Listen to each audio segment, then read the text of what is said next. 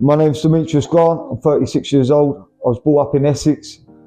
What led me to Teen Challenge was my family had a breakup when we was younger, and my dad went into Teen Challenge, and it all sort of stemmed from there. And years down the line, obviously, then I entered Teen Challenge, suffering with the same problems. And I had a lot of prayer over the years. A lot of people praying for me, and I went to a church, Pragma Church, and they prayed for me with a couple of members actually of Teen Challenge staff that actually was there, who was praying for me. And over the time, a few months later, I ended up entering the program. But what it all stemmed from and led from was me feeling rejected at a young age. I left home at the age of 15 due to, like I said, a breakup in my family, which then led me a lot of unforgiveness and hatred came into my life. I was then sofa surfing, sleeping in the back of cars, in abandoned houses. I then took my anger out on people. I began having hatred for people, and I didn't know how to control my anger, so I turned to alcohol. At the age of 15, I turned to cocaine and marijuana. I was selling these drugs at the age of 15. I then got involved in a gang, which I then became the leader of a gang, which led into my life of crime, which from the age of 14, 15, over the next 10-year period, I was arrested from everything from public disorder to criminal damage, offensive weapons, ABH, GBH with intent. I was involved with a lot of violent crimes. I was involved with kidnappings, I was involved with firearms, and by the age of 19, I was up in court in the front page of the paper for nearly killing a man outside of a club, which led me going to prison. And when I came out of prison, I just turned straight back to my old ways, straight back to the drink and drugs. I was a liar, I was a manipulator, and that's how I got things. I got it by taking it and by lying and controlling. And over 10 years now, from the next 10 years up after leaving prison, I was involved in 2 relationships with 2 children involved. I was violent and abusive to both of them. I was up on ABH and domestic violence charges against these women. My life was so I couldn't control my temper that anyone even speaks to me in an aggressive way, I would go for them violently. And over that 10-year period, I was diagnosed with personality disorder. I had diagnosed with bipolar, and I had signs of schizophrenia, which were drug-induced psychosis. I suffered with anxiety and depression, that when I'd wake up in the morning, I'd be violently sick. Every day I'd be grabbing my arms, and I wouldn't be able to sit still through the anxiety that I had. And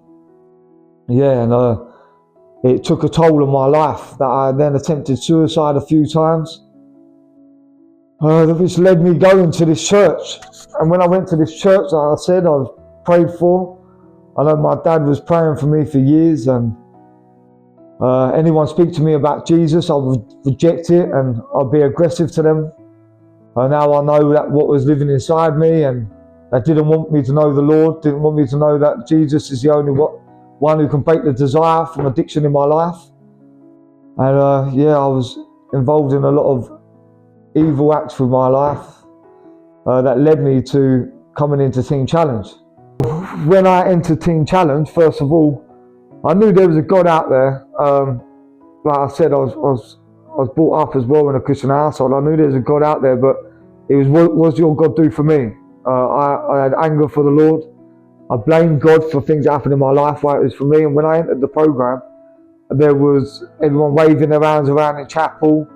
There was a lot of studying in the Bible, lessons, and it was a bit overwhelming, to be honest with you. But once what it was when I chose Jesus and I accepted him into my life, this is when the change happened, because I was in my room. First of all, I came in 2 weeks before Christmas, And so 2 weeks in, I was on a detox and I was on diazepam, and I'm sitting around at this table, long table Christmas. I'm looking around and I was even thinking to myself that I'm surrounded by heroin addicts and crackheads, and I was addicted to cocaine and alcohol for 18 years, and I was even looking at them thinking, I'm not as bad as all of these people, like, in here, and not actually looking at myself, even at that point, even though I'm sitting at the table with them, that I was weighed 9 stone. I had problems with my liver was failing.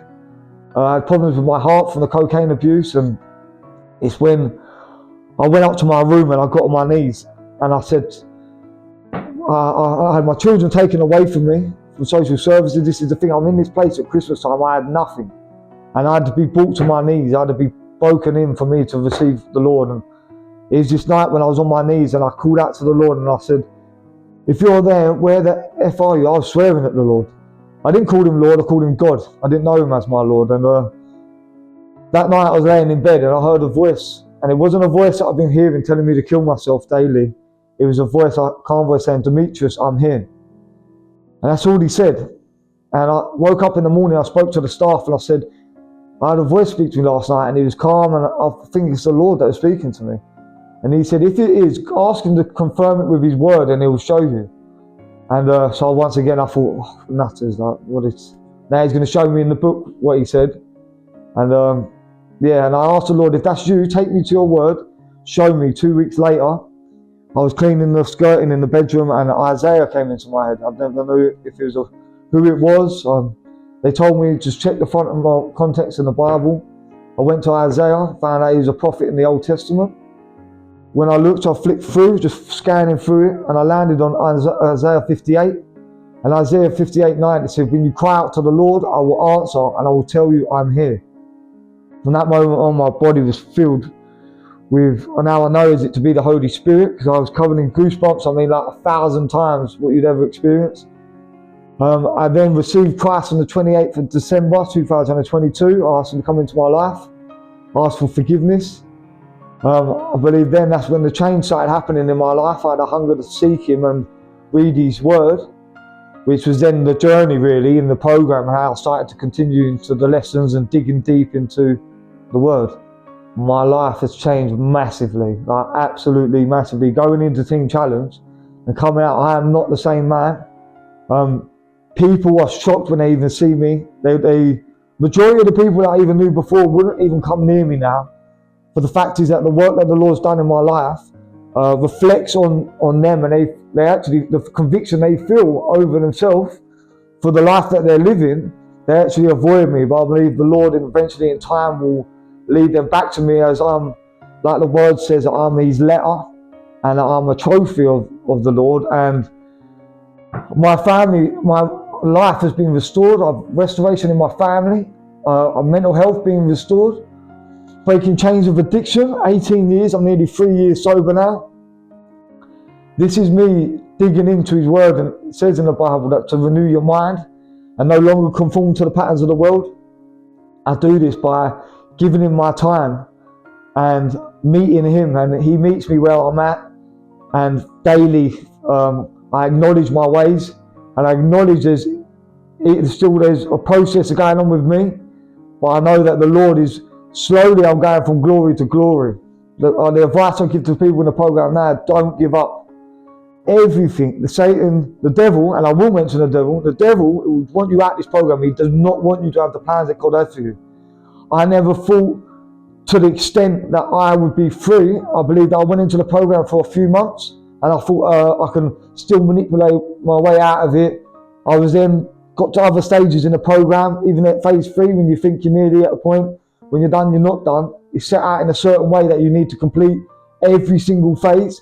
And phase 4, and this is what it's been set like this, for every stage will be pulling out things from you.